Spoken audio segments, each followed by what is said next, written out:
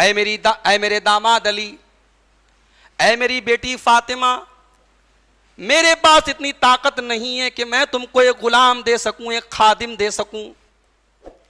مسند احمد کے اندر یہ الفاظ ہیں کہ آپ نے حضرت فاطمہ سے کہا کہ اے فاطمہ، غلام ضرور میرے پاس آئے ہیں، مگر میرے وہ صحابہ جو مسجد نبوی کے چبوترے پر بیٹھ کر کے قرآن و حدیث کی تعلیم سیکھتے ہیں، جو اتنے بھوکے رہتے ہیں کہ ان کے پیٹ کے اندر نشان پڑ گئے ہیں، ان کا پیٹ دہرا گیا ہے، ان کا پیٹ مڑ گیا ہے، اے فاطمہ میں ان غلاموں کو بیچ کر کے ان کی قیمت کے ذریعے اپنے ان غریب صحابہ کی مدد کروں گا، ان کے کھانے پینے کا انتظام کروں گا۔ اے میری رسول اکرم نے اپنی چادر میں سیدنا علی مرتضیٰ کو، سیدہ فاطمہ کو اور سیدنا حسن و حسین رضی اللہ عنہ مجمعین، ان سب کو اپنی چادر کے اندر لے لیا اور پھر وہی قرآن کی سورہ احزاب کی آیت پڑھی، انما یرید اللہ لیذہب عنکم الرجس اہل البیت ویطہرکم تطہیرا، کہ اے نبی کے گھر والو، اے نبی کے اہل بیت، اللہ تبارک و تعالیٰ تو یہی چاہتا ہے کہ ہر طریقے کی گندگی سے تم کو دور کر دے اور اللہ تعالیٰ تم کو خوب پاک اور صاف کر دے۔ حضرت علی غمگین ہیں، اتخلفنی فی الصبیان والنساء، اے اللہ کے رسول کیا آپ مجھے بچوں اور عورتوں کے بیچ میں چھوڑ کے جا رہے ہیں؟ یا رسول اللہ یہ کون سا انصاف ہے؟ آپ اور آپ کے صحابہ مشرکین سے، دشمنوں سے جنگ کے لیے جا رہے اور علی کو آپ عورتوں اور بچوں کے بیچ میں چھوڑ کے جا رہے ہیں۔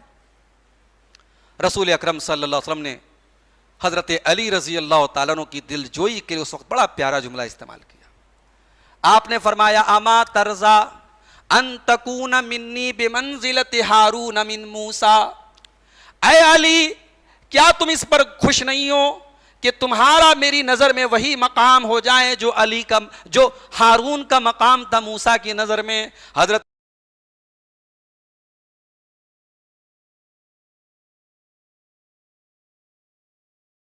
الحمدللہ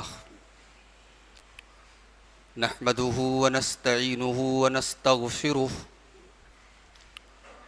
ونعوذ باللہ من شرور انفسنا ومن سیئات اعمالنا، من يهده اللہ فلا مضل له ومن يضلل فلا هادی له، واشهد ان لا الہ الا اللہ وحدہ لا شریک له، واشهد ان محمدا عبدہ ورسولہ، یا ایہا الذین آمنوا اتقوا اللہ حق تقاتہ ولا تموتن الا وانتم مسلمون، یا ایہا الناس اتقوا ربکم الذی خلقکم من نفس واحدہ وخلق منها زوجها وبث منهما رجالا كثيرا ونساء واتقوا الله الذي تساءلون به والأرحام إن الله كان عليكم رقيبا، يا أيها الذين آمنوا اتقوا الله وقولوا قولا سديدا يصلح لكم أعمالكم ويغفر لكم ذنوبكم ومن يطع الله ورسوله فقد فاز فوزا عظيما، اما بعد فإن خير الحديث كتاب الله وخير الهدي هدي محمد صلى الله عليه وسلم وشر الأمور محدثاتها وكل محدثة بدعة وكل بدعة ضلالة وكل ضلالة في النار۔ اعوذ بالله من الشيطان الرجيم، بسم اللہ الرحمن الرحیم، انما یرید اللہ لیذہب عنکم الرجس اہل البیت ویطہرکم تطہیرا۔ محترم حاضرین، عظمت صحابہ و اہل بیت، اس موضوع پر آج یہ آپ کے سامنے 5واں پروگرام ہے، اور آج ہماری گفتگو کا موضوع ہے سیرت علی مرتضیٰ رضی اللہ تعالیٰ عنہ۔ اب تک ہم نے حضرت ابو بکر، حضرت عمر، حضرت عثمان رضی اللہ عنہم اجمعین کی سیرت آپ کے سامنے بیان کی، ان کی زندگی کے اہم واقعات اور حالات بیان کیے۔ آج ہم خلیفہ چہارم داماد رسول ابو تراب ابو الحسن علی بن ابی طالب رضی اللہ عنہ کی زندگی کے کچھ اہم حالات اور واقعات پر انشاءاللہ نظر ڈالیں گے۔ حضرت علی رسول اکرم صلی اللہ علیہ وسلم کے چچا زاد بھائی ہیں۔ رسول اکرم صلی اللہ علیہ وسلم کے چچا ابو طالب، جنہوں نے دادا عبد المطلب کے انتقال کے بعد ہمارے نبی صلی اللہ علیہ وسلم کو پالا تھا، آپ کی پرورش کی ذمہ داری اٹھائی تھی، سیدنا علی رضی اللہ تعالیٰ عنہ ان کے صاحبزادے ہیں، ان کے بیٹے ہیں۔ حضرت علی کی والدہ حضرت فاطمہ بنت اسد رضی اللہ تعالیٰ عنہ، یہ بھی صحابیہ ہیں، اللہ کے رسول کے اوپر ایمان لائیں، مکہ سے مدینہ ہجرت کی، اور رسول اکرم ان سے بڑی محبت کرتے تھے، کیونکہ جب جناب ابو طالب نے رسول اکرم صلی اللہ علیہ وسلم کی پرورش کی تو انہوں نے ماں کی طرح اللہ کے رسول کا خیال رکھا، اللہ کے رسول کو محبت دی، اور اپنی زندگی کی تقریباً 2 دہائیاں رسول اکرم صلی اللہ علیہ وسلم نے حضرت فاطمہ بنت اسد کے گھر میں، ابو طالب کے گھر میں گزارا ہے۔ حضرت علی رضی اللہ تعالیٰ عنہ اللہ کے رسول صلی اللہ علیہ وسلم سے بڑا خاص تعلق اس لیے بھی رکھتے تھے کیونکہ حضرت علی کے جو والد تھے ابو طالب، ان کے کئی بچے تھے، اور مکے میں ایک زمانہ ایسا آیا کہ بڑی غربت اور بڑی قحط سالی کا زمانہ تھا۔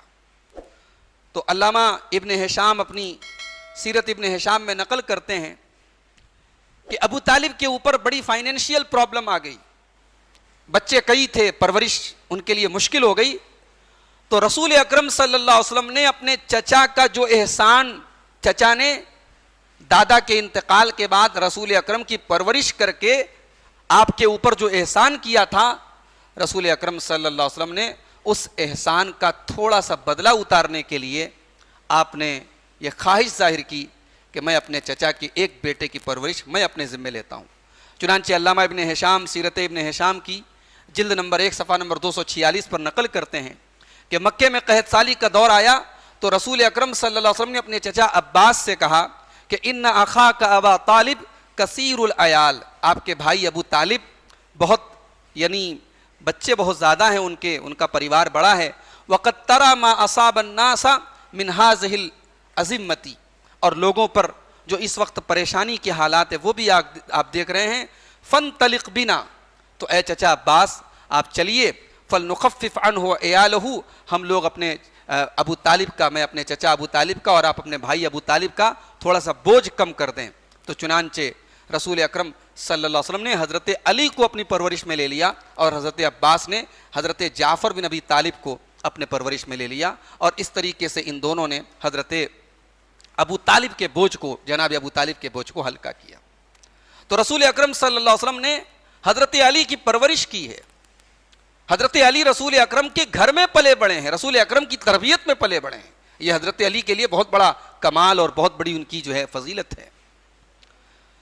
رسول اکرم صلی اللہ علیہ وسلم نے جب اعلان نبوت فرمایا تو روایات یہ بتاتی ہے کہ سب سے پہلے ایمان لانے والوں میں حضرت علی بھی شامل تھے۔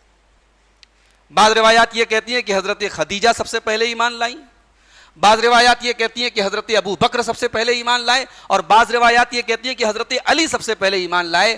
امام ترمذی رحمۃ اللہ علیہ نے ان تمام روایتوں کے درمیان تطبیق دیتے ہوئے کہا کہ مردوں میں سب سے پہلے حضرت ابو بکر صدیق ایمان لائے، خواتین میں سب سے پہلے حضرت خدیجہ ایمان لائیں، اور بچوں میں چونکہ حضرت علی کی عمر اس وقت 8 برس کی تھی تو بچوں میں سب سے پہلے حضرت علی رضی اللہ تعالیٰ نے ایمان لائے۔ حضرت علی کی ایک خوبی یہ بھی ہے کہ وہ اسلام کے پہلے فدائی ہیں، اپنی جان کو داؤں پہ لگا دینا، یہ جانتے ہوئے بھی کہ میں مر سکتا ہوں، میری جان کا رسک ہے، مگر دین کے لیے اور ایمان کے لیے اپنی جان کو فدا کر دینا، یہ اس کا پہلا ایگزامپل اور پہلا نمونہ وہ سیدنا علی بن ابی طالب رضی اللہ تعالیٰ عنہ نے دکھایا تھا۔ ہجرت کی رات رسول اکرم صلی اللہ علیہ وسلم ہجرت کے سفر پہ جا رہے ہیں، آپ کے ساتھ آپ کے یار غار حضرت ابوبکر صدیق ہیں۔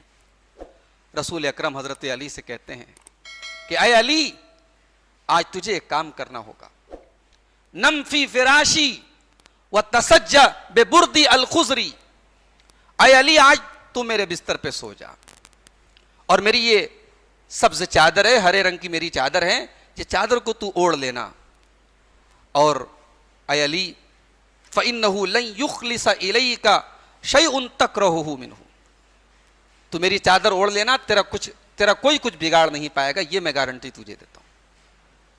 رسول اکرم نے ایک حکم دیا، سیدنا علی مرتضی رضی اللہ تعالیٰ عنہ فوراً تیار ہو گئے، یہ جانتے ہوئے بھی کہ پورا مکہ آج پاگل کتوں کی طرح، مکے کے سرداران قریش رسول اکرم صلی اللہ علیہ وسلم کو اور حضرت ابو بکر کو قتل کرنے کے فراق میں ہے، پلاننگ بن چکی ہے۔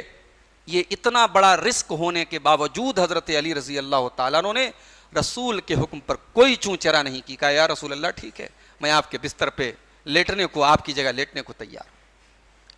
رسول اکرم ہجرت کے سفر پہ چلے گئے، ادھر کفار قریش، ان کے بڑے بڑے قبیلے کے جو موٹے موٹے پہلوان لوگ تھے، تلواریں لے کر کے آپ کے دروازے پر کھڑے ہیں کہ ادھر اللہ کے رسول نکلیں، ادھر کام تمام کر دیا جائے۔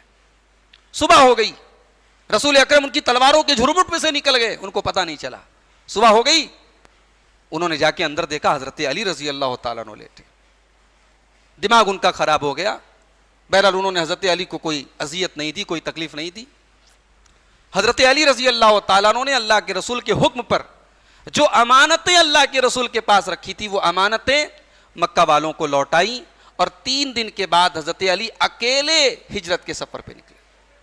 اور آپ کو شاید یہ جان کر کے حیرت اور تعجب ہو کہ حضرت علی رضی اللہ تعالیٰ عنہ نے مکہ سے مدینہ کا 480 کلومیٹر کا سفر پیدل طے کیا، اکیلے اور پیدل۔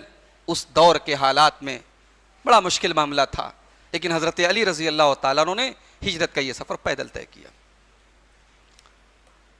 حضرت علی رضی اللہ تعالیٰ عنہ کی قرآن کریم پر بڑی گہری نظر تھی۔ قرآن کریم کی کون سی آیت کیوں اتری، کن حالات میں اتری، اس کا بیک گراؤنڈ کیا ہے، اس کا پس منظر کیا ہے، حضرت علی واقف تھے۔ چنانچہ طبقات ابن سعد کی روایت ہے، صحیح روایت ہے، حضرت علی کہتے ہیں واللہ ما نزلت آیت الا وقد علمت فیما نزلت وَأَيْنَ نزلت وَعَلَى مَنْ نزلت، اللہ کی قسم قرآن کی کوئی آیت ایسی نہیں ہے جس کے بارے میں مجھے یہ نہ پتا ہو کہ یہ آیت کیوں اتری، کہاں اتری اور کس پر اتری۔ مجھے ہر آیت کے بارے میں بے شک اس بات کا علم ہے، ان ربی وہب لی قلبا اقولا ولسانا صادقا ناطقا، اللہ تبارک و تعالیٰ نے مجھے ایسا دل دیا ہے جو سمجھدار ہے، اور مجھے ایسی زبان دی ہے جو سچی ہے اور سچ بولنے والی زبان ہے۔ یہ حضرت علی رضی اللہ تعالیٰ عنہ۔ حضرت علی بہت بہادر بھی تھے۔ غزوہ بدر میں مشرکین کی طرف سے، پہلے اس زمانے میں جنگ کا ایک انداز تھا کہ پہلے انڈیویژول جنگ ہوتی تھی، ایک ایک آدمی آتا تھا، ادھر سے ایک ادھر سے ایک، دونوں لڑتے تھے، پھر اس کے بعد اجتماعی جنگ ہوتی تھی۔ مشرکین کی طرف سے 3 بڑے بڑے سردار، عتبہ، شیبہ اور ولید بن عتبہ، یہ تینوں آگے آئے۔ مسلمانوں کی طرف سے انصار کے 3 صحابہ آگے بڑھے۔ ان تینوں نے کہا نہیں، یہ ہمارے جوڑ کے نہیں ہیں، یہ ہمارے مقابلے کے نہیں ہیں، ہمارے مقابلے کے ہمارے خاندان کے لوگوں کو بھیجو، بنی ہاشم کے لوگوں کو بھیجو۔ رسول اکرم صلی اللہ علیہ وسلم نے 3 لوگوں کا نام پکارا، قم یا حمزہ، قم یا علی، قم یا عبیدہ۔ یہ تینوں بنی ہاشم کے تھے۔ آپ نے کہا علی اٹھو، حمزہ اٹھو، عبیدہ ابن حارث اٹھو۔ اور حضرت علی رضی اللہ تعالیٰ عنہ نے اپنے مخالف کا ایک ہی وار میں کام تمام کر دیا۔ علی رضی اللہ تعالیٰ عنہ رسول اکرم کے ساتھ تمام غزوات میں شامل رہے اور ثابت قدم رہے ہر موقع پر، کبھی میدان چھوڑ کر کے حضرت علی رضی اللہ تعالیٰ عنہ نہیں فرار اختیار کیا۔ انہوں نے، اللہ تبارک و تعالیٰ نے ان کو شجاعت اور بہادری کا وصف عطا فرمایا تھا۔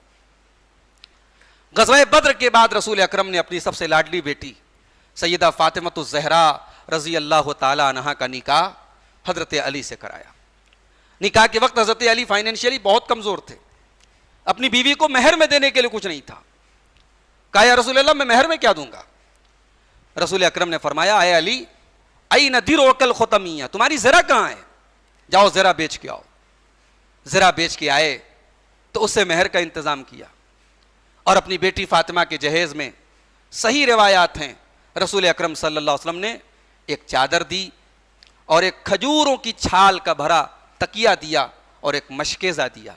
یہ اپنی بیٹی کو, اپنی سب سے لاڈلی بیٹی کو رسول اکرم صلی اللہ علیہ وسلم, چونکہ رسول اکرم یہاں داماد بھی یعنی اپنی بیٹی کے والد بھی ہیں اور اپنے داماد کے گارجین بھی ہیں, تو یہ وہ جہیز نہیں جو ہمارے یہاں جہیز چلتا ہے. یہاں رسول اکرم نے جو دیا وہ ایک طریقے سے ایک باپ کی حیثیت سے اپنے بیٹے کو دیا. بھئی علی کے باپ کی حیثیت تھی جناب محمد رسول اللہ صلی اللہ علیہ وسلم کی.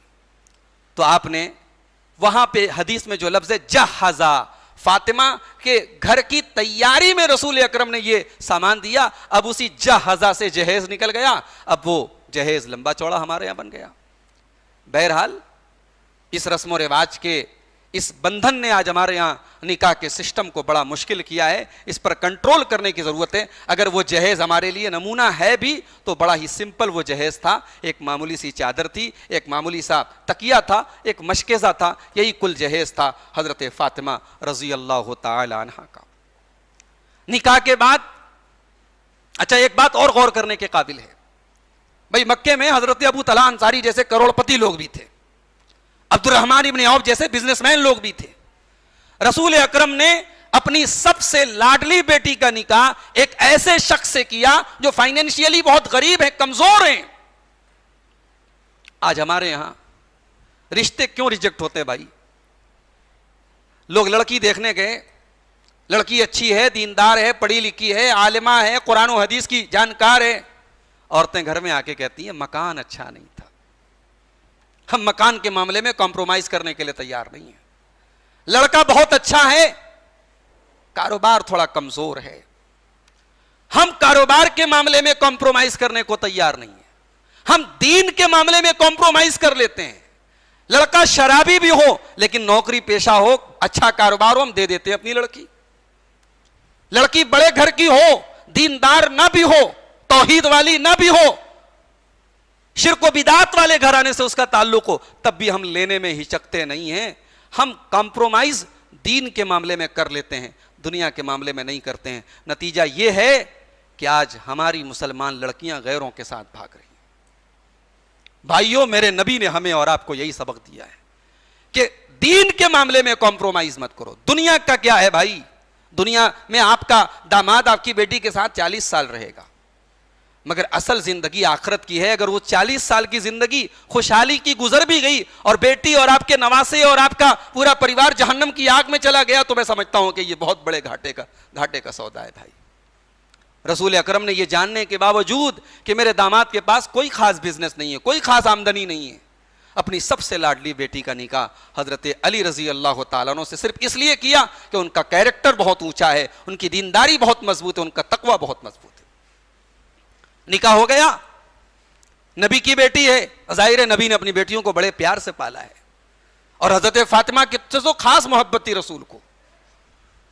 حضرت اما عائشہ کی روایت ہے بخاری کی, میں شاید پہلے ایپیسوڈ میں نے وہ حدیث بیان بھی کی ہے. اما عائشہ کہتی ہیں کہ حضرت فاطمہ رضی اللہ تعالی عنہا رسول اکرم صلی اللہ علیہ وسلم کے پاس آتی تھی, رسول اکرم اپنی بیٹی کے استقبال میں کھڑے ہو جاتے تھے, اپنی بیٹی کا ماتھا چوم لیتے تھے, اپنی بیٹی کو اپنی سیٹ پر اپنی جگہ بٹھاتے تھے, اتنی محبت کرتے تھے اس بیٹی سے. وہ بیٹی سسرال جا کر کے چکی چلا رہی ہے. بخاری کی روایت ہے, 3705 نمبر کی روایت ہے. حضرت فاطمہ رضی اللہ تعالیٰ نے کے ہاتھ میں چھالے پڑ گئے, نیل پڑ گئے ان کے ہاتھوں میں. پتا چلا کہ اللہ کے رسول صلی اللہ علیہ وسلم کے پاس کچھ غلام آئے ہیں. اس زمانے میں غلاموں سے بڑا سپورٹ ملتا تھا لوگوں کو. حضرت فاطمہ آئیں کہ کوئی ایک غلام مجھے بھی مل جائے, کچھ گھر کے کاموں کی ذمہ داری سے کچھ آزادی مل جائے, کچھ سکون مل جائے.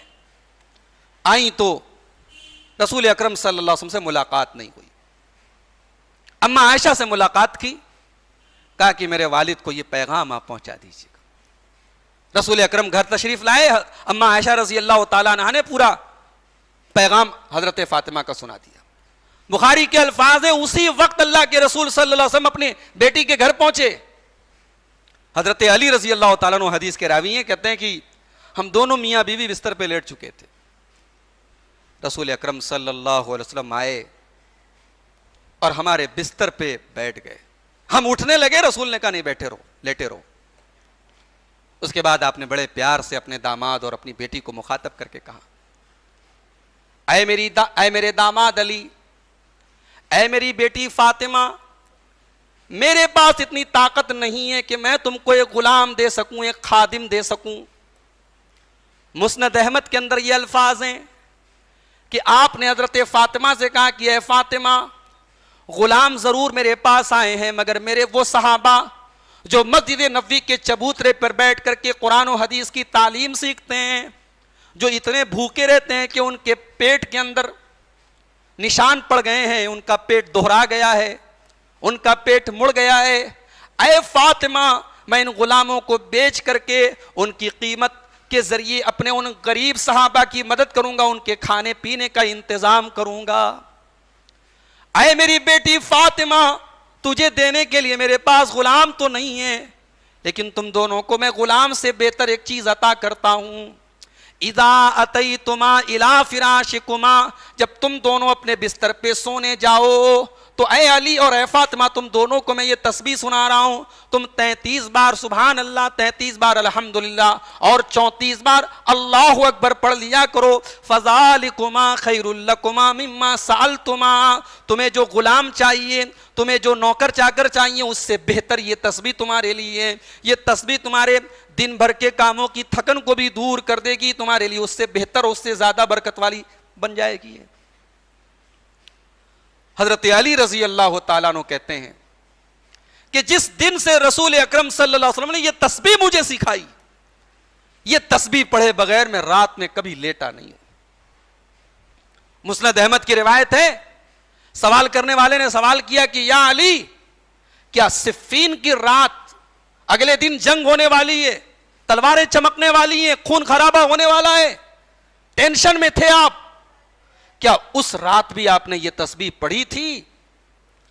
سیدنا علی مرتضی رضی اللہ تعالیٰ عنہ نے فرمایا کہ ہاں، صفین کی رات بھی علی نے وہ تسبیح پڑھی ہے۔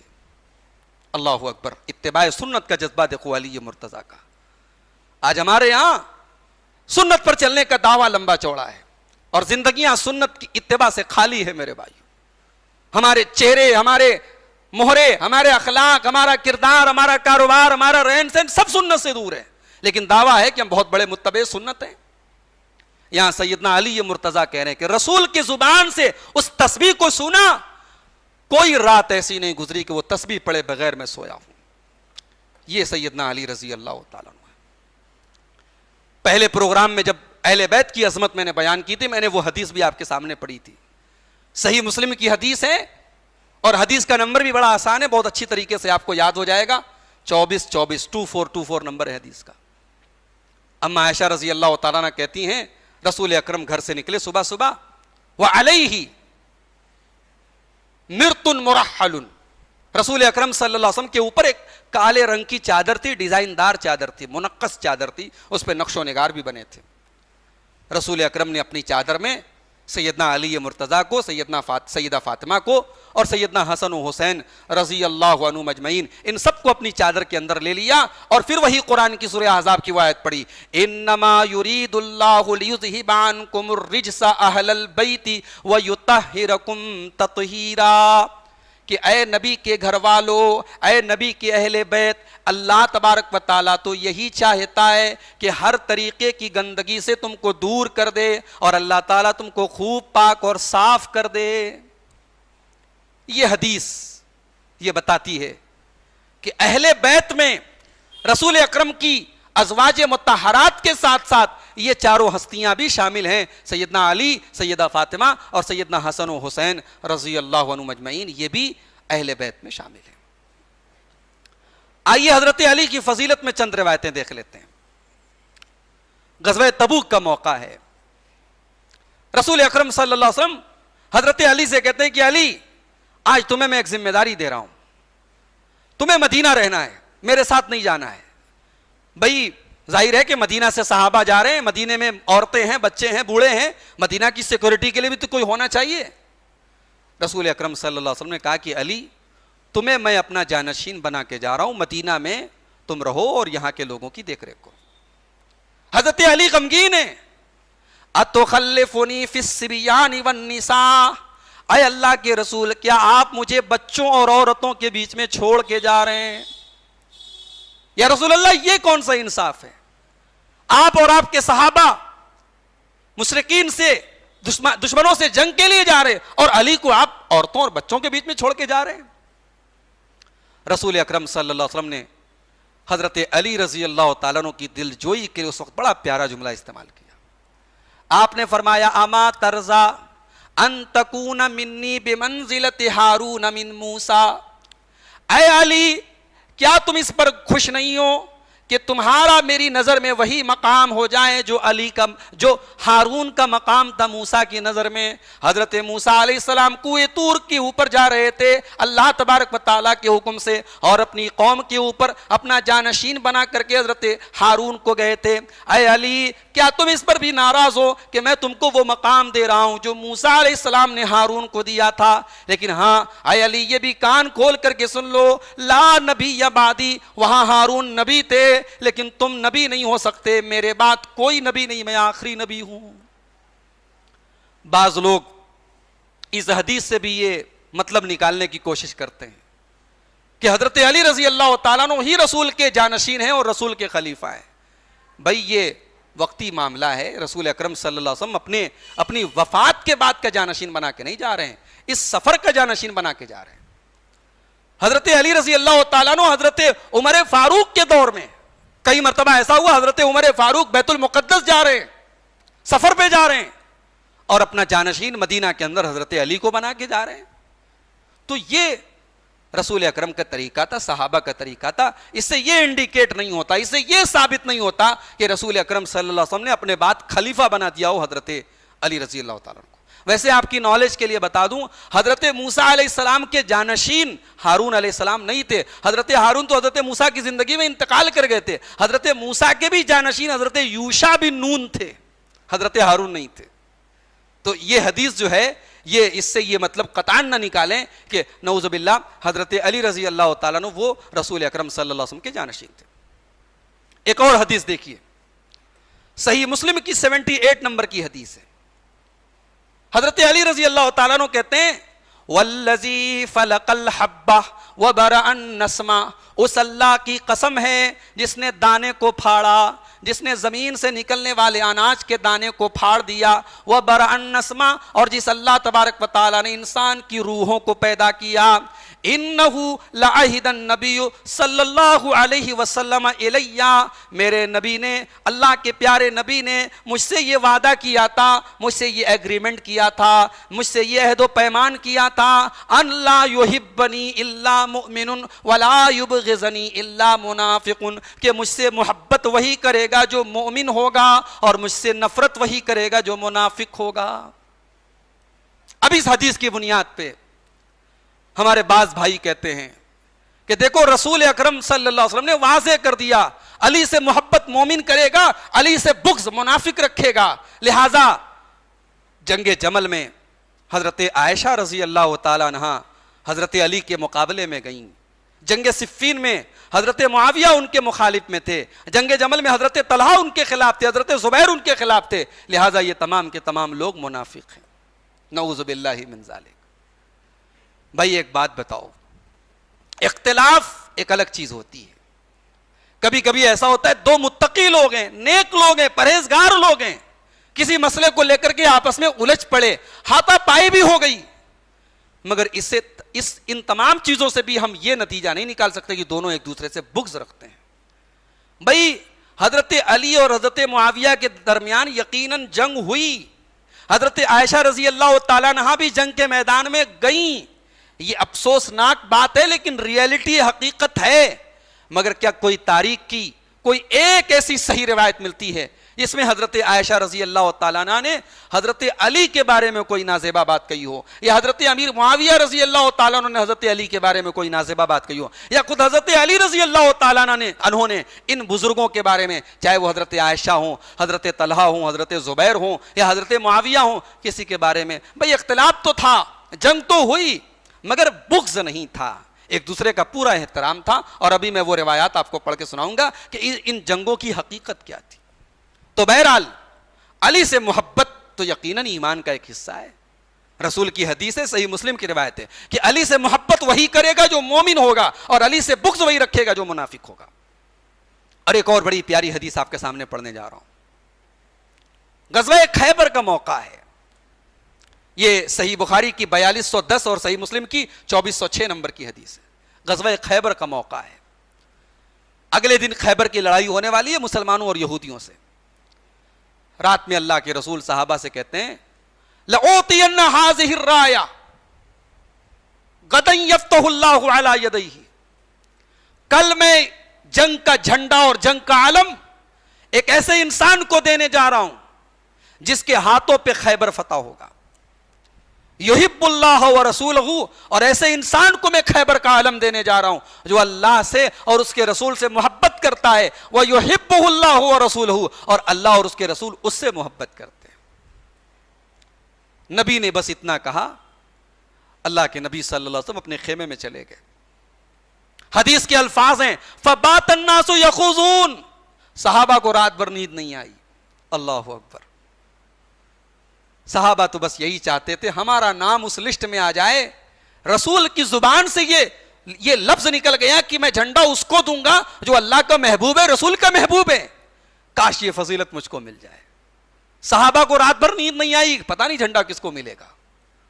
حضرت عمر فاروق رضی اللہ تعالیٰ عنہ کہتے ہیں کہ پہلی بار زندگی میں میرے دل میں یہ تمنا پیدا ہو، کبھی تمنا نہیں پیدا ہوئی تھی کہ مجھے لیڈر بنا دیا جائے، مجھے کمانڈر بنا، آج پہلی بار تمنا پیدا ہوئی کاش کہ یہ جھنڈا مجھے مل جائے. صبح ہوئی، حدیث کے الفاظ ہیں، صحیح مسلم کی روایت تھے، لوگ صبح سویرے رسول اکرم صلی اللہ علیہ وسلم کے پاس پہنچ گئے کہ وہ خوشخبری جلدی سے سن لے وہ جھنڈا کس کے ہاتھ میں ملنے والا ہے. رسول اکرم صلی اللہ علیہ وسلم نے پہلا جملہ صحابہ سے کہا این علی بن ابی طالب. بھائی سارے لوگ نظر آ رہے ہیں، علی نظر نہیں آ رہے، علی کہاں ہیں؟ علی بن ابی طالب کہاں ہیں؟ کہا گیا یا رسول اللہ ان کی آنکھوں میں تکلیف ہے، آنکھوں سے پریشان ہے. کہا بلاؤ علی کو. علی کو بلایا گیا. حدیث کے الفاظ ہے فبصق فی عینیہ، رسول اکرم صلی اللہ علیہ وسلم نے حضرت علی کی آنکھ میں اپنا لعاب لگایا. برکت والے نبی کا برکت والا لعاب تھا. حضرت علی کی آنکھ میں آپ نے لعاب لگایا اور حدیث کے الفاظ ہے فبرا، بالکل ٹھیک ہو گئے. ان کی آنکھیں بالکل ٹھیک ہو گئیں، ایسا لگتا ہے کوئی بیماری نہیں تھی. اس کے بعد وہ علم آپ نے حضرت علی کے ہاتھ میں دیا اور کہا کہ اے علی جاؤ اور دشمن کا مقابلہ کرو. حضرت علی نے کہا یا رسول اللہ میں جنگ کرنے کے پہلے ان کو کیا پیغام دوں؟ کیا وہ ہمارے جیسے ہو جائے تب میں ان سے جنگ کروں؟ مطلب اس کے پہلے جنگ کروں جب تک وہ ہمارے جیسے نہ ہو جائے؟ رسول اکرم صلی اللہ علیہ وسلم نے کہا نہیں، دھیرے دھیرے جاؤ. پہلے ان کا بہت بڑا قلعہ تھا خیبر کا، کہا پہلے ان کے میدان میں اترو اور انہیں پہلے اسلام کی دعوت دو. اگر وہ قبول کر لیں تو اچھی بات ہے، ورنہ پھر ان سے جنگ کرو. چنانچہ حضرت علی رضی اللہ تعالیٰ عنہ گئے اور خیبر میں بہت بڑا پہلوان تھا، یہودیوں کا مرحب نام تھا اس کا، وہ مقابلے میں آیا اور اس نے کہا قد علمت خیبر انی مرحب، خیبر جانتی ہے، خیبر کی سرزمین جانتی ہے میں مرحب ہوں. شاک السلاح بطل مجرب، اور میں جب ہتھیاروں سے لیس ہو جاتا ہوں تو پھر اذ الحروب اقبلت تلحب، جنگ کے شعلے جب بھڑکتے ہیں، جنگ جب اپنے شباب پر ہوتی ہے تب لوگوں کو پتا چلتا ہے کہ مرحب کتنا بڑا شہسوار ہے اور مرحب کتنا بہادر ہے.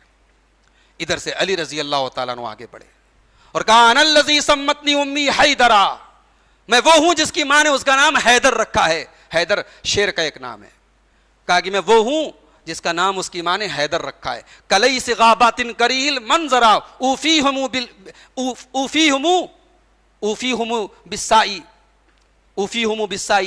بسندرا، اور میں وہ ہوں کہ جو اینٹ کا جواب پتھر سے دیتا ہے, تو ایک سا میری طرف بڑھائے گا, میں تیروں کا پورا گچھا تیری طرف بڑھاؤں گا.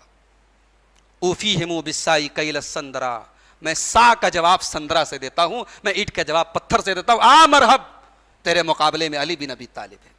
اور حضرت علی رضی اللہ تعالیٰ عنہ نے مرحب کا کام تمام کر دیا. بہادر تھے حضرت علی رضی اللہ تعالیٰ عنہ, شجاع تھے, شجاعت ان کی بے مثال تھی. ایک اور حدیث دیکھیے حضرت علی کی فضیلت میں, یہ ترمذی کی 3713 نمبر کی حدیث ہے. آپ نے فرمایا من کنت مولاہ فعلی مولاہ, جس کا میں مولا ہوں علی اس کے مولا ہے. اب یہ مولا کا مطلب کیا ہے؟ مولا کا لفظ عربی میں کئی معنی کے لیے آتا ہے. مولا کے معنی رب بھی ہوتا ہے, مولا کے معنی مالک بھی ہوتا ہے, مولا کے معنی آقا بھی ہوتا ہے, مولا کے معنی احسان کرنے والا بھی ہوتا ہے, مولا کے معنی غلام کو آزاد کرنے والا بھی ہوتا ہے, مولا کے معنی مدد کرنے والا بھی ہوتا ہے, مولا کے معنی محبت کرنے والا بھی ہوتا ہے, مولا کے معنی اتباع کرنے والا بھی ہوتا ہے, مولا کے معنی آزاد کیے ہوئے غلام کو بھی کہا جاتا ہے مولا, چچا کے بیٹے کو بھی مولا کہا جاتا ہے, کسی سے معاہدہ ہو جائے, الائنس ہو جائے, الائی کو بھی مولا کہا جاتا ہے, اور اسی طریقے سے داماد کو بھی مولا کہا جاتا ہے, غلام کو بھی مولا کہا جاتا ہے. اب رسول نے فرمایا کہ جس کا میں مولا ہوں اس کی علی مولا ہے. اب یہاں مولا کا کیا مطلب ہے؟ تو اس کا صحیح مطلب یہ ہے کہ مولا کے معنی یہاں محبوب ہے, کہ جو مجھ سے محبت رکھتا ہے, جس کے دل میں میری محبت ہے وہ علی سے بھی محبت رکھے. من کنت مولا, جس کا میں محبوب ہوں, جو مجھے چاہتا ہے, جو مجھ سے محبت کرتا ہے, وہ علی سے بھی محبت کرے. اور یہاں جو اللہ کے رسول نے مولا کہا اس کا بھی ایک بیک گراؤنڈ ہے. امام بیہقی نے یہ روایت نقل کی ہے کہ رسول اکرم صلی اللہ علیہ وسلم نے یمن بھیجا تھا حضرت علی کو, وہاں کا قاضی بنا کر کے. تو وہاں کچھ لوگوں کو حضرت علی رضی اللہ عنہ سے شکایت ہو گئی, اور انہوں نے حضرت علی کے خلاف طرح طرح کی باتیں کرنی شروع کر دی. رسول اکرم صلی اللہ علیہ وسلم تک یہ بات پہنچی, تو آپ نے اس موقع پر حضرت علی کا مقام بیان کرنے کے لیے اور یہ بتانے کے لیے کہ بھئی اس انسان سے بغض اور عداوت نہ رکھو, ان کے خلاف جھوٹی شکایتیں نہ کرو, اس موقع پر آپ نے فرمایا من کنت مولاہ فعلی مولا. ہمارے یہاں حضرت علی کے نام کا ایک حصہ بنا دیا گیا, حضرت علی کا نام لیا, مولا علی کہا جاتا, مولا کائنات کہا جاتا ہے. تو یہ بات یاد رکھیں کہ یہاں رسول اکرم صلی اللہ علیہ وسلم نے حضرت علی کا مقام بیان کیا, ان کا نام نہیں بتایا ہے. ان کے نام کا ایک حصہ بنا لیا جائے ایسا نہیں ہے, ورنہ مولا کا لفظ حضرت اسامہ ابن زید کے لیے اللہ کے رسول نے استعمال کیا ہے. ہم حضرت اسامہ ابن زید کو تو مولا اسامہ نہیں کہتے ہیں. تو یہ حضرت علی کی شان میں غلو کرنے سے بھی ہمیں اور آپ کو پرہیز کرنا چاہیے. ان کا مقام, ان کا مرتبہ, ان کی فضیلت یقیناً ہے, اسے تسلیم کرنا چاہیے. حضرت علی کو ایک خاص مقام اور حاصل ہے. رسول اکرم صلی اللہ علیہ وسلم کو غسل دینے والوں میں حضرت علی بھی شامل تھے. چنانچہ ابن ماجہ کی 1467 اور مسند احمد کی 2357 نمبر کی حدیث ہے, رسول اکرم صلی اللہ علیہ وسلم کو 3 لوگوں نے غسل دیا. حضرت علی نے, حضرت فضل ابن عباس نے, اور حضرت اسامہ ابن زید رضی اللہ تعالیٰ عنہم اجمعین. ان 3 لوگوں نے رسول اکرم صلی اللہ علیہ وسلم کو غسل دیا, اور آپ کی قبر میں بھی یہ لوگ اترے تھے, آپ کو دفنانے میں بھی انہی لوگوں کا ہاتھ تھا. آپ جانتے ہیں کہ رسول اکرم کے وفات کے بعد صحابہ نے بالاتفاق حضرت ابو بکر صدیق کو خلیفہ بنایا. حضرت ابو بکر صدیق کی جب بیعت ہوئی تو صحیح بخاری کی ایک روایت ہے کہ حضرت علی رضی اللہ تعالیٰ عنہ نے بیعت نہیں کی. کچھ ناراضگی تھی ان کو. ناراضگی کس بات کی تھی؟ کہ خلافت میں جو مشورہ ہوا اس میں مجھ سے مشورہ نہیں لیا گیا. 6 مہینہ جب گزر گیا اور حضرت فاطمہ رضی اللہ تعالیٰ عنہ کا انتقال ہو گیا, تب حضرت علی رضی اللہ تعالیٰ عنہ نے ایک دن حضرت ابو بکر کو پیغام بھجوایا کہ میں آپ سے ملنا چاہتا ہوں, آپ میرے گھر تشریف لائیں. حضرت ابو بکر صدیق رضی اللہ تعالیٰ عنہ گئے. دونوں ہستیاں, ایک طرف علی بیٹھے, ایک طرف ابو بکر بیٹھے. پہلے حضرت علی رضی اللہ تعالیٰ عنہ نے خطبہ دیا, اور خطبہ دینے کے بعد کہا کہ اے ابو بکر, اللہ کی قسم, اللہ تبارک و تعالیٰ نے آپ کو جو فضیلت دی ہے ہمیں اس کا انکار نہیں. اللہ نے آپ کو جو مرتبہ دیا ہمیں اس کا انکار نہیں, نہ ہمیں آپ کی بیعت سے کوئی انکار ہے. ہمیں شکایت تو بس ایک ہے, ہم رسول کے قریبی ہیں, رسول سے ہماری قرابت ہے, تعلق ہے, اور آپ نے اس خلافت کے مسئلے میں ہماری رائے کو ترجیح نہیں دی, ہمیں مشورے کے لیے نہیں بلایا گیا. بخاری کے الفاظ ہیں, حضرت ابوبکر کھڑے ہوئے, بھائی دیکھو یہ بڑے لوگ تھے, ان کے مقام بڑے ہیں, ان کے درجے بڑے, مگر انسان ہیں, اختلاف بھی ہوا ان کے درمیان, ایک دوسرے سے شکایت بھی ہوئی, مگر ذرا ان کی شکایتیں دیکھو, ان کا اختلاف کا انداز بھی دیکھو تو آنکھوں سے آنسو آ جاتے ہیں. اللہ اکبر. حضرت علی نے اس پورے خطبے میں ایک بار بھی حضرت ابو بکر کی کسی فضیلت کا انکار نہیں کیا کہ آپ کا سارا درجہ تسلیم ہے. شکایت اس بات کی ہے, ہم رسول کے قریبی ہے, قرابت ہے رسول سے, رشتہ داری ہے رسول سے, ہم سے بھی رائے ہونی چاہیے تھی, ہم سے بھی مشورہ ہونا چاہیے تھا. حضرت ابو بکر کھڑے ہوئے, خطبہ دیا, اور بخاری کے الفاظ ہیں ففاضت عیناہ, ابو بکر کی آنکھوں سے آنسو بہ رہے تھے, اور ابو بکر نے کہا واللہ لقرابت رسول اللہ صلی اللہ علیہ وسلم احب الی من قرابتی. اے علی کیسی بات کرتے ہیں آپ, اللہ کی قسم ہے رسول کی رشتہ داری مجھے اپنی رشتہ داری سے زیادہ پیاری ہے. آپ رسول کے قریبی ہیں, آپ رسول کے اہل بیت میں سے ہیں, میں یہ بات بھول نہیں سکتا ہوں, رسول کی رشتہ داری اور رسول کی قرابت مجھے اپنی رشتہ داری سے زیادہ محبوب ہے. اور اس کے بعد حضرت ابو بکر رضی اللہ تعالیٰ عنہ نے ان کی شکایت کو دور کیا, اور پھر حضرت علی نے کہا کہ ٹھیک ہے آج دوپہر میں آؤں گا اور سب کے سامنے بیعت کروں گا. پھر مسجد میں آئے دونوں بزرگ, اور کھڑے ہو کر کے دونوں نے خطبہ دیا. حضرت علی رضی اللہ تعالیٰ عنہ پہلے کھڑے ہوئے, حضرت ابو بکر کی فضیلت بیان کی, اپنی شکایتیں بیان کی. حضرت ابو بکر کھڑے ہوئے, انہوں نے حضرت علی کا مقام بیان کیا اور ان کی شکایتوں کو دور کیا, اور پھر سب کے سامنے برسر عام حضرت علی رضی اللہ تعالیٰ عنہ نے حضرت ابو بکر کی بیعت کی.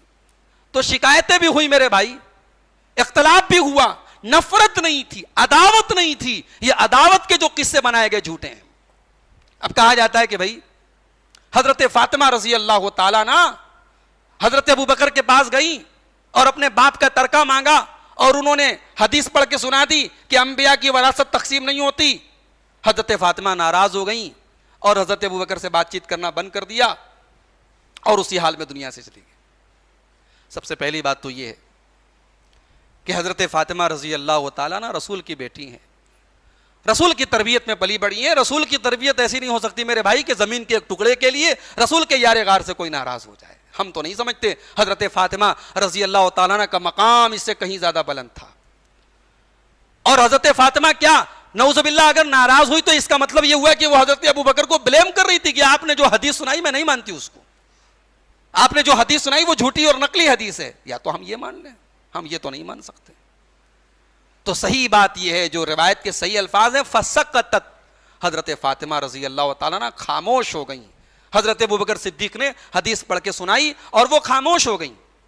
اور جہاں تک اس زمین کا مسئلہ ہے, فدق کے باغ کا مسئلہ ہے, تو بہت بڑا سوال یہ ہے کہ حضرت علی رضی اللہ تعالیٰ عنہ جب خلیفہ ہوئے, انہوں نے اپنے دور میں وہ فدق کا باغ کیوں نہیں قبضہ کر لیا اس کے اوپر؟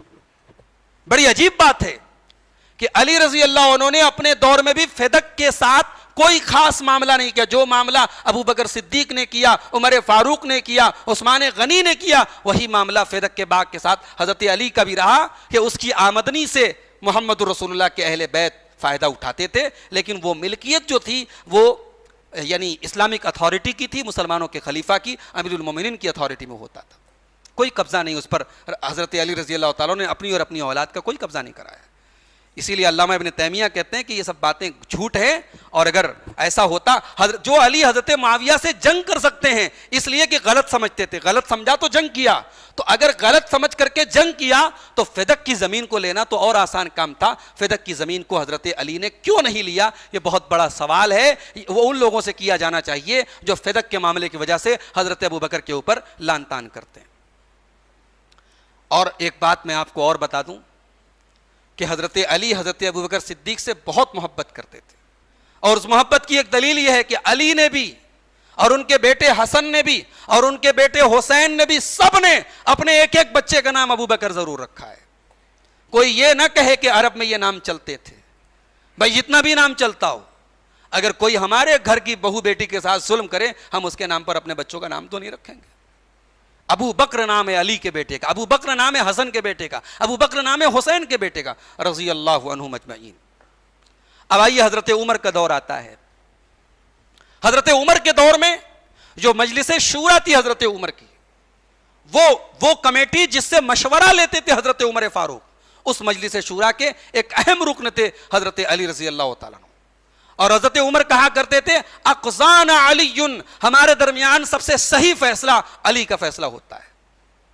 اور آپ جانتے ہیں ابھی محرم کا مہینہ شروع ہوا ہے، اسلامی کیلنڈر کا نیا سال شروع ہو رہا ہے۔ یہ اسلامی کیلنڈر کی شروعات حضرت عمر کے دور سے ہوئی، اور حضرت عمر نے جب مشورہ مانگا کہ میں کیلنڈر کس سے شروع کروں، کس واقعے سے، کس انسیڈنٹ سے، تو سب سے پہلے حضرت علی نے رائے دی تھی کہ اے امیر المومنین، میرا مشورہ یہ ہے کہ اسلامی کیلنڈر کی شروعات ہجرت مدینہ سے ہونی چاہیے، ہجرت سے کیلنڈر کی شروعات ہونی۔ یہ سب سے پہلا یہ مشورہ حضرت علی رضی اللہ تعالیٰ نے دیا تھا۔ کئی مرتبہ ایسا ہوا کہ حضرت عمر فاروق مدینہ سے دوسرے ملکوں میں گئے، دوسرے علاقوں میں گئے، تو اپنا جانشین حضرت علی کو بنا کر کے گئے۔ اور دونوں کی محبت کی دلیل یہ ہے کہ علی رضی اللہ تعالیٰ نے اپنی بیٹی دی حضرت عمر کو، ام کلثوم بنت علی حضرت عمر کے نکاح میں آئی تھی۔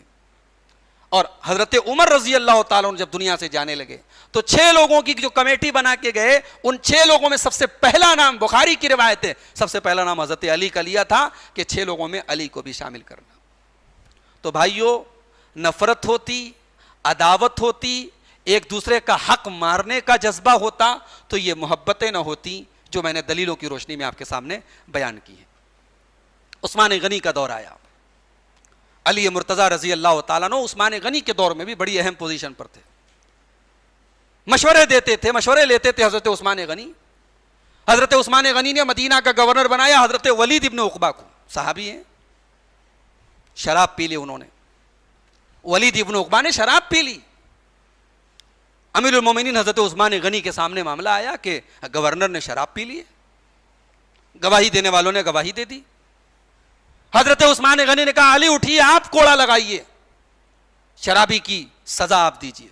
حضرت علی اٹھے اور 40 کوڑے مارے، کہا کہ 40 کوڑے رسول کی سنت تھی، شرابی کی سزا 40 کوڑے ہے۔ ابو بکر کے زمانے میں 40 کوڑے مارے گئے، عمر فاروق نے 80 کوڑے کر دیا تھا، وہ ان کا اپنا طریقہ اور منہج تھا، لیکن میں اس کو زیادہ صحیح سمجھتا ہوں، 40 کوڑے لگائے حضرت علی رضی اللہ تعالیٰ عنہ۔ حضرت عثمان غنی کے دور میں جب قرآن کریم کو جمع کرنے کا مشورہ آیا، قرآن کریم کے بارے میں اختلاف ہوا اور اس کو ایک قرآن پہ پوری امت کو جمع کرنے کا معاملہ آیا، اس معاملے میں بھی حضرت عثمان غنی نے حضرت علی سے رائے لی۔ افریقہ کے اوپر چڑھائی کرنی تھی، فتح افریقہ کے معاملے میں حضرت عثمان غنی نے حضرت علی سے رائے مانگی۔ حضرت عثمان غنی کے گھر کو جب باغیوں نے گھیر لیا، حضرت علی نے پیغام بھجوایا۔ حضرت جابر بن عبداللہ روایت کرتے ہیں، تاریخ دمشق کی روایت ہے، حضرت علی نے پیغام بھجوایا کہ اے عثمان غنی، میرے پاس 500 سپاہی ہیں، میرے انڈر میں ہیں، آپ اجازت دیں میں آپ کو ان ظالموں سے میں محفوظ کر دوں، کیونکہ آپ نے کوئی ایسا کام نہیں کیا ہے جس کی وجہ سے آپ کا خون حلال ہو جائے۔ تو عثمان غنی نے کہا تھا جزیت خیرا، اے علی اللہ تمہیں جزائے خیر دے، ما احب ان احراق دم فی سببی، میں نہیں چاہتا کہ میری وجہ سے کسی ایک مسلمان کا بھی خون بہے۔ حضرت علی رضی اللہ تعالیٰ نے اپنے بیٹے حضرت حسن اور حسین کو عثمان غنی کے دروازے پر بھیجا کہ جاؤ امیر المومنین کی حفاظت کرنا، یہ تمہاری ذمہ داری ہے۔ اسی لیے ظالموں نے مین گیٹ کے بجائے پیچھے کے دروازے سے جا کر کے عثمان غنی کے اوپر حملہ کیا تھا۔ اس کے بعد بڑا افسانہ گڑھا جاتا ہے کہ بنو امیہ کو بڑی نفرت تھی حضرت علی سے۔ عثمان غنی بھی تو بنو امیہ میں سے تھے۔ عثمان غنی کا جو خاندان تھا بنو امیہ اور حضرت علی کا جو خاندان تھا بنی ہاشم، بھائی میں نے کل بیان کیا یہ دونوں خاندان آگے جا کے ایک ہو جاتا ہے، اور دونوں خاندانوں کے درمیان کربلا کے بعد بھی رشتہ داریاں ہوئی ہیں۔ چنانچہ حضرت عثمان غنی کے بیٹے تھے ابان بن عثمان، ان کا نکاح ہوا تھا حضرت ام کلثوم بنت عبداللہ بن جعفر۔ عبداللہ بن جعفر کون ہیں؟ حضرت علی کی بھتیجے ہیں عبداللہ بن جعفر۔ عبداللہ ابن جعفر کی بیٹی ام کلثوم کا نکاح عثمان غنی کے بیٹے سے ہوا۔ اسی طریقے سے حضرت حسین کی صاحبزادی حضرت سکینہ بنت حسین کا نکاح ہوا زید بن عمرو بن عثمان، حضرت عثمان کے پوتے سے ہوا۔ اسی طریقے سے حضرت حسین کی ایک بیٹی تھی فاطمہ، ان کا نکاح ہوتا ہے حضرت محمد بن عبداللہ بن عمرو بن عثمان سے، حضرت عثمان کے پر پوتے سے ہوتا ہے۔ یہ تمام تاریخ کی سچائیاں ہیں میرے بھائیوں، یہ رشتہ داریاں ہیں جو آل عثمان اور آل علی میں ہو رہی ہیں، لہٰذا عثمان اور علی کے درمیان بھی جو عداوت کے قصے سناتے ہیں جھوٹے اور مکار ہیں وہ لوگ۔ اس کے بعد حضرت عثمان غنی کی شہادت کے بعد امت نے بالاتفاق حضرت علی کو خلیفہ بنایا. حضرت علی رضی اللہ تعالیٰ عنہ جب خلیفہ ہوئے، حالات پورے مدینہ کے آؤٹ آف کنٹرول تھے. وہ باغی گروہ جس نے عثمان غنی کو قتل کیا تھا وہ مدینہ کے اندر بھی موجود تھا، اور حضرت علی رضی اللہ تعالیٰ عنہ کے آس پاس میں تھے وہ لوگ. ان مشکل حالات میں ظاہر ہے بہت سارے صحابہ کو تشویش ہوئی. صحابہ نے آپس میں مشورہ کیا، اور حضرت عائشہ، حضرت طلحہ، حضرت زبیر، ان لوگوں نے حضرت علی سے مطالبہ کیا کہ آپ تمام لوگوں کو جو عثمان غنی کے قاتلین ہیں ہمارے حوالے کریں. حضرت علی نے کہا نہیں، امیر المومنین میں ہوں، خلافت میرے ہاتھ میں ہے، قصاص بھی میں لوں گا، عثمان غنی کے ایک ایک قاتل سے بدلہ میں لوں گا، لیکن ابھی تھوڑے مجھے مہلت دے دی جائے، تھوڑے حالات پرسکون ہو جائے، میں یہ کام کروں گا. اس مسئلے کو لے کر کے اختلاف ہوا، اور یہ اختلاف اتنا بڑا کہ دو بڑی بڑی جنگیں ہوئیں، جنگ جمل اور جنگ صفین. جنگ جمل میں، جمل کے معنی عربی میں اونٹ ہوتا ہے، حضرت عائشہ رضی اللہ تعالیٰ عنہ اونٹ کے اوپر سوار ہو کر کے اس جنگ میں گئی تھی، اس لیے اس جنگ کو جنگ جمل کہا جاتا ہے. اور صفین ایک جگہ کا نام ہے، وہاں پہ حضرت علی اور حضرت معاویہ کے درمیان جنگ ہوئی تھی. ظاہر ہے ان جنگوں میں دونوں طرف مسلمان تھے، دونوں طرف صحابہ کی بھی ایک تعداد تھی. تو یہ تاریخ کا ایک بہت بڑا افسوسناک اور تکلیف دہ پہلو ہے کہ حضرت عثمان غنی کی شہادت کے بعد اب مسلمان سے لڑ رہا ہے. کچھ غلط فہمیوں کی بنیاد پر، کچھ آپس کی نا اتفاقیوں کی بنیاد پر جنگ ہوئی، اور ہزاروں لوگ دونوں طرف سے مارے گئے. اب ایک سوال پیدا ہوتا ہے کہ یہ جو جنگ ہوئی علی اور معاویہ کے درمیان رضی اللہ عنہما، یہ جنگیں جو ہوئی ان میں حق پر کون تھا، باطل پر کون تھا، صحیح کون تھا، غلط کون تھا؟ تو آئیے میں 2-3 حدیثیں آپ کے سامنے پڑھ دیتا ہوں. یہ جو جنگیں ہوئیں ان کے بارے میں ہمارا کیا عقیدہ ہونا چاہیے. بہت غور سے سنیے گا، یہ آج کی تقریر کا سب سے اہم پوائنٹ ہے کہ بھائی حضرت علی اور حضرت معاویہ میں جنگ ہو رہی ہے، اور جنگ میں دونوں طرف سے لوگ مر رہے ہیں، ایک دوسرے کا خون بہ رہا ہے. تو اس جنگ کے بارے میں ہماری آئیڈیولوجی کیا ہونی چاہیے، ہمارا نظریہ کیا ہونا چاہیے، ہم کیا عقیدہ رکھیں. تو میں پہلے حدیث آپ کو پڑھ کے سناتا ہوں کہ ان جنگوں کے بارے میں رسول نے کیا فرمایا تھا. چنانچہ صحیح بخاری کی 3608 اور صحیح مسلم کی 157 نمبر کی حدیث ہے. اللہ کے پیارے نبی صلی اللہ علیہ وسلم فرماتے ہیں لا تقوم الساعۃ، قیامت نہیں آئے گی حتی تقتتل فئتان عظیمتان، جب تک مسلمانوں کی 2 جماعتیں آپس میں لڑیں گی نہیں، یکون بینہما مقتلۃ عظیمہ، اور دونوں کے درمیان بڑی جنگ ہوگی، ودعواہما واحدہ، اور دونوں کا دعویٰ ایک ہوگا، دونوں کا کلیم ایک ہوگا، دونوں کی پکار ایک ہوگی، دونوں ایک ہی پکار، ایک ہی منہج، ایک ہی پیغام پر ہوں گی، لیکن آپس میں جنگ ہو جائے گی. اس حدیث نے کیا کلیئر کر دیا بھائی کہ دونوں جماعتیں حق پر تھیں. یہ حق اور باطل کی لڑائی تو نہیں تھی. اگر حق اور باطل کی لڑائی ہوتی نبی یہ نہ کہتے دونوں کا دعویٰ ایک تھا، دونوں کا کلیم ایک تھا. یہ نبی کی ورڈنگ ہے، یہ میرے الفاظ نہیں، نبی کے الفاظ ہیں. دعویٰ دونوں کا ایک ہوگا. ایک اور حدیث دیکھیے، صحیح بخاری کی 3746 نمبر کی حدیث ہے. حضرت ابو بکرہ رضی اللہ تعالیٰ عنہ کہتے ہیں کہ پیارے نبی صلی اللہ علیہ وسلم کو میں نے منبر پر یہ فرماتے ہوئے سنا، آپ کے پہلو میں، آپ کے بغل میں حضرت حسن بن علی کھڑے تھے. رسول اکرم ایک مرتبہ حسن کی طرف دیکھ رہے تھے، ایک بار پبلک کی طرف دیکھ رہے تھے، اور فرما رہے تھے ابنی ھذا سید، میرا یہ بیٹا سید ہوگا، میرا یہ بیٹا سردار ہوگا. وَلَعَلَّ اللَّهَ أَن يُصْلِحَ بِهِ بَيْنَ فِئَتَيْنِ مِنَ الْمُسْلِمِينَ، میرے اس بچے کے ذریعے اللہ تبارک و تعالی مسلمانوں کی 2 جماعتوں میں صلح کرائے گا. بھائی رسول دونوں کو مسلمان کہہ رہے ہیں، ایک کافر نہیں ہے، ایک منافق نہیں ہے، دونوں مسلمان ہیں. رسول کہہ رہے ہیں میرے بیٹے، میرے نواسے کے ذریعے علی اور معاویہ کے لشکر میں میرا بیٹا حسن صلح کرائے گا. 2 حدیثیں آپ نے دیکھ لی، ایک حدیث اور دیکھ لیجئے. دیکھیے پورا بادل صاف ہو رہا ہے، ان جنگوں کے بارے میں کیا عقیدہ ہونا چاہیے کلیئر ہو رہا ہے. تیسری حدیث آپ کے سامنے پڑھ رہا ہوں، یہ صحیح مسلم کی 1065 نمبر کی حدیث ہے. اللہ کے نبی فرماتے ہیں تمرق مارقۃ عند فرقۃ من المسلمین، مسلمانوں میں جب آپس میں اختلاف ہوگا تو ایک جماعت الگ ہو جائے گی، علی رضی اللہ عنہ کی فوج سے ایک جماعت الگ ہو گئی. کوئی بتا سکتا ہے اس جماعت کا نام؟ خوارج. علی رضی اللہ عنہ کی فوج سے ایک گروہ الگ ہو گیا. جب علی رضی اللہ عنہ نے حضرت معاویہ سے یہ طے کر لیا کہ بھئی ہم آپس میں ایک آدمی کو حکم آپ بنا لے, ایک آدمی کو حکم ہم بنا لے, اور آپس میں بیٹھ کر کے حل کر لیا جائے, تو علی رضی اللہ عنہ کی جماعت سے ایک گروہ الگ ہو گیا اور اس نے کہا کہ ہم انسان کا فیصلہ نہیں مانیں گے, ہم اللہ کا فیصلہ مانیں گے, انسان کو جج نہیں مانیں گے. یہی وہ فرقہ ہے جس کو خوارج کا فرقہ کہا جاتا ہے. اور اللہ کے نبی نے کئی حدیثوں میں سیدنا علی مرتضیٰ کو یہ بشارت سنائی تھی کہ اے علی, یہ فرقہ جو پیدا ہوگا میری امت میں, خوارج کا فرقہ, اس فرقے سے تم جنگ کرو گے اور اس کو تم قتل کرو گے. حضرت علی کے دور میں تیسری بڑی جنگ ہوئی تھی جو حضرت علی نے خوارج سے لڑی تھی, اور اس جنگ کا نام ہے جنگ نہروان. نہروان نام کے ایک مقام پہ جنگ ہوئی تھی. تو صحیح مسلم کی روایت اللہ کے نبی کیا فرماتے ہیں کہ مسلمانوں کے اختلاف کے وقت ایک جماعت الگ ہو جائے گی, یقتلها اول الطائفتین بالحق, اور اس خوارج کی جماعت کو وہ جماعت قتل کرے گی جو دونوں جماعتوں میں حق کے زیادہ قریب ہوگی. نبی کے الفاظ ہیں یہ. علی بھی حق پر ہیں, معاویہ بھی حق پر ہیں. علی حق کے زیادہ قریب ہیں. حضرت علی کو مہلت ملنی چاہیے تھی, حضرت علی کو مہلت ملنی چاہیے تھی. جنگ کے حالات, حضرت امیر معاویہ کا جو ایک سٹینڈ تھا کہ بھی آپ عثمان غنی کے قاتلوں کو ہمارے حوالے کر دیں. مالک الاشتر ان کے قاتلوں میں سے تھا.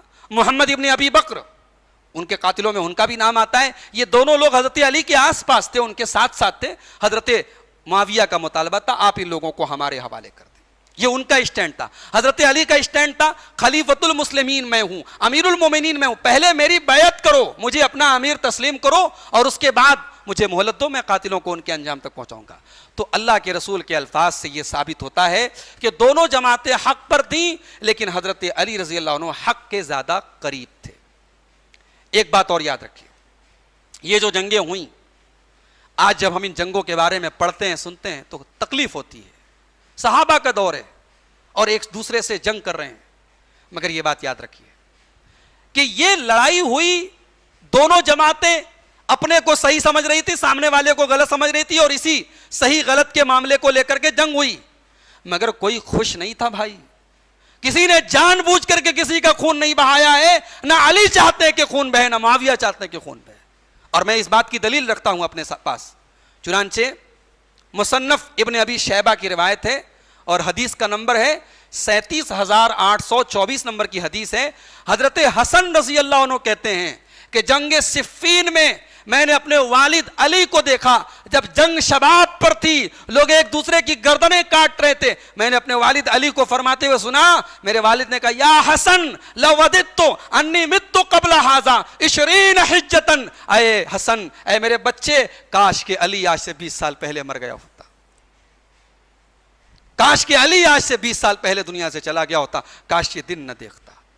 جنگ ہوئی ہے, خون بہا ہے, مگر کسی نے جان بوجھ کر کے ایک دوسرے کا خون نہیں بہایا ہے. میرے بھائی, غلط فہمی بڑی, اختلاف بڑا. اور ہمیں یہ نہیں بھولنا چاہیے کہ جو گروہ باغیوں کا اور بدماشوں کا اور بلوائیوں کا جو گروہ اتنی جرأت کر سکتا ہے کہ عثمان غنی کو ان کے گھر میں قتل کر سکتا ہے, وہ گروہ ابھی موجود ہے, وہ علی رضی اللہ عنہ کے لشکر میں موجود ہے. وہ گروہ اتنی جلدی سے, اتنی آسانی سے, خاموشی سے بیٹھنے والا نہیں ہے. اسی گروہ نے شرارت اپنی بڑھائی ہے اور فتنوں کو ہوا دی ہے, اور یہ صحابہ کے درمیان جنگیں ہوئی ہیں. اور ایک بات اور نوٹ کر لیجئے کہ خود صحابہ میں بہت سارے صحابہ ایسے تھے جو ان جنگوں سے دور تھے. حضرت سعد ابن ابی وقاص بہت بڑا نام ہے, عشرہ مبشرہ میں سے ہیں. وہ ان جنگوں میں نہ علی کے ساتھ گئے نہ معاویہ کے ساتھ گئے. انہوں نے کہا نہیں, میں نے اپنے نبی کو فرماتے ہوئے سنا ہے کہ ان قریب فتنے آئیں گے, ان فتنوں سے جتنا بچے گا جو اتنا زیادہ فائدے میں رہے گا. اگر کوئی چل رہا ہے تو وہ دوڑنے والے سے بہتر ہے, کوئی بیٹھا ہے وہ چلنے والے سے بہتر ہے. جو اس فتنے سے جتنا بچ جائے اتنا بہتر ہے. صحابہ کی ایک بڑی جماعت فتنے سے دور تھی, وہ صحابہ کی ان جنگوں میں شامل, عبداللہ ابن عمر شامل نہیں ہوئے, ابو موسیٰ اشعری شامل نہیں ہوئے, سعد بن ابی وقاص, یہ تمام صحابہ شامل نہیں ہوئے. اب ایک آخری بات بیان کر کے بات ختم کرتا ہوں کہ صحابہ کے درمیان جو یہ جنگیں ہوئیں, کیا ان جنگوں کو بنیاد بنا کر چاہے حضرت علی کو چاہے حضرت معاویہ کو لان تان کرنا, برا بھلا کہنا, الزام لگانا، جنت جہنم کا سرٹیفکیٹ بانٹنا، کیا یہ صحیح ہے؟ آئیے امام نووی رحمۃ اللہ علیہ اہل سنت کا بہت بڑا نام ہے، امام نووی بہت بڑے محدث ہیں اور صحیح مسلم کی شرح انہوں نے لکھی ہے۔ صحیح مسلم کی شرح میں امام نووی کہتے ہیں وَاعْلَمْ أَنَّ الدِّمَاءَ الَّتِي جَرَتْ بَيْنَ الصَّحَابَةِ رضی اللہ عنہم لَيْسَتْ بِدَاخِلَةٍ فِي هَذَا الْوَعِيدِ، کہتے ہیں یاد رکھو صحابہ کے درمیان جو خون بہا، جو جنگیں ہوئیں، وہ اس حدیث کے اندر شامل نہیں ہے جس حدیث میں اللہ کے نبی نے فرمایا کہ مسلمان اگر مسلمان پر تلوار اٹھا لے تو قتل کرنے والا اور جس کو قتل کیا گیا دونوں جہنمی ہیں۔ امام نووی کہتے ہیں اس حدیث میں صحابہ کی یہ جنگیں شامل نہیں ہیں۔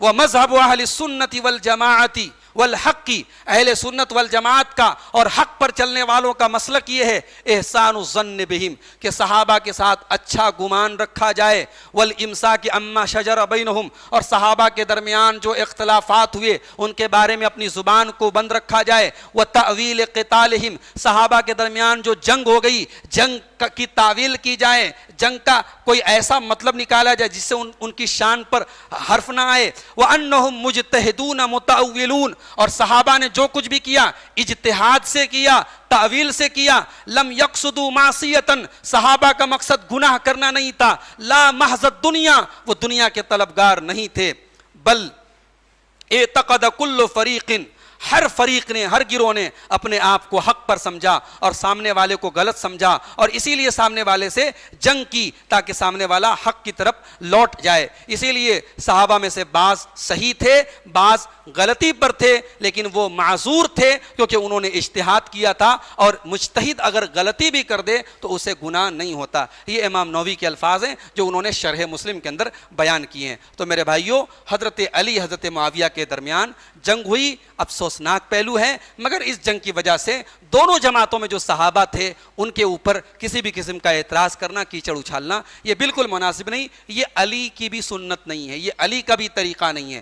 ظاہر ہے کہ علی سے محبت کا دعویٰ اگر ہے تو ہم علی سے زیادہ تھے، خود علی رضی اللہ تعالیٰ عنہ کی یہ تعلیم نہیں ہے کہ حضرت معاویہ کو یا ان کے ساتھیوں کو برا بھلا کہا جائے۔ بہرحال 21 رمضان کی تاریخ سن 40 ہجری کو فجر کی نماز حضرت علی رضی اللہ تعالیٰ عنہ کوفہ میں پڑھانے کے لیے گئے، اور ایک خارجی نے، خوارج کی جماعت میں سے ایک آدمی تھا، اس کا نام تھا عبد الرحمن ابن ملجم، اس نے حضرت علی پر قاتلانہ حملہ کیا جس کی وجہ سے آپ شہید ہو گئے۔ حضرت علی رضی اللہ تعالیٰ عنہ کو ایک خاص کمال اور بھی حاصل تھا، اللہ تعالیٰ نے ان کو فصاحت و بلاغت سے نوازا تھا، ان کی چھوٹی چھوٹی باتوں میں بڑی حکمت ہوتی تھی۔ میں ایک قول بیان کر دیتا ہوں۔ حضرت علی سے پوچھا گیا کہ اے امیر المومنین صف لنا الدنیا، دنیا کی حقیقت بیان کر دیجئے، تو حضرت علی نے بڑی پیاری بات کہی، کہا کہ ما اصف من دار، میں دنیا کی کیا حقیقت بیان کروں، من افتقر فیہا حمیدہ، دنیا تو ایسی جگہ ہے کہ یہاں جو غریب ہے وہ اللہ کا شکر ادا کرے، ومن استغنا فیہا فتنا، اور جو امیر ہے، جو پیسہ والا ہے، وہ طرح طرح کی آزمائشوں میں مبتلا ہو جاتا ہے، ومن صح فیہا امینا، اور جو یہاں پہ صحت مند ہے، تندرست ہے، وہ بہت ساری برائیوں سے محفوظ ہے، حلالہا الحساب وحرامہا العقاب، دنیا کے اندر جتنی حلال چیزیں ہیں اس کا حساب دینا پڑے گا، اور جتنی حرام چیزیں ہیں وہ کرو گے تو گناہ پڑے گا۔ ایسی جگہ کی میں کیا حقیقت بیان کروں جس کا معاملہ اتنا گڑبڑ ہے۔ تو علی رضی اللہ تعالیٰ عنہ کی زبان بڑی فصاحت والی تھی، ان کے الفاظ، ان کے اقوال آج بھی کتابوں میں نقل کیے جاتے ہیں، اقوال ذری کی حیثیت رکھتے ہیں۔ یہ تھے سیدنا علی مرتضیٰ رضی اللہ تعالیٰ عنہ۔ ہم اللہ سے دعا کرتے ہیں رب العالمین ہمیں حضرت علی رضی اللہ عنہ سے، تمام اہل بیت سے، تمام صحابہ سے سچی محبت کرنے کی توفیق عطا فرما۔ رب العالمین صحابہ کرام کے تعلق سے ہمارے دل و دماغ میں کسی قسم کی بدگمانی کو پنپنے سے اللہ تعالی ہمیں محفوظ رکھے۔ رب العالمین ہم سب کو اپنے رسول سے، رسول کے صحابہ سے سچی محبت کرنے کی توفیق عطا فرمائے۔ آج کل بنارس کے حالات آپ دیکھ رہے ہیں، خاص طور سے دریا کے کنارے کے جو علاقے ہیں سیلاب سے میں مبتلا ہیں، بڑی پریشانی کے حالات ہیں۔ وہ لوگ جو اس لاک ڈاؤن کے پیریڈ میں پہلے سے ہی روزی روٹی کے لیے پریشان تھے، ان کے لیے مزید پریشانیاں کھڑی ہو چکی ہیں، ان کے حق میں بھی دعا کریں۔ اللہ تعالیٰ سیلاب میں مبتلا ہمارے تمام بھائیوں کی مدد فرمائے۔ اللہ تعالیٰ پانی کی اس سرکشی اور پانی کی اس طغیانی کو جلد سے جلد واپس کر دے۔ رب العالمین ہم سب پر اپنا رحم و کرم برسائے۔ رب العالمین ہمیں اپنی پناہ میں رکھے، اپنی عافیت میں رکھے، اور ہمیں دنیا اور آخرت دونوں جہان میں کامیابی عطا فرمائے۔ آمین۔ والسلام علیکم ورحمۃ اللہ وبرکاتہ۔